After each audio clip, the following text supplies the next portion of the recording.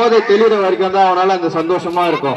போதை தெளிஞ்சதுக்கு அப்புறம் திரும்பவும் அவன் வாழ்க்கையில அந்த சோகமோ கண்ணீரோ திரும்ப வந்துடும். அவனால அந்த நிரந்தரமான ஒரு சந்தோஷத்தை பெற்றுக்கொள்ளவே முடியாது. பிரியமான சகோதர சகோதரிகளே, படத்துக்கு போறவங்களை பாத்தீங்கன்னா 3 மணி நேரம் தான் அந்த படம் முடிவதற்கு அவங்களால சந்தோஷமா இருக்கும்.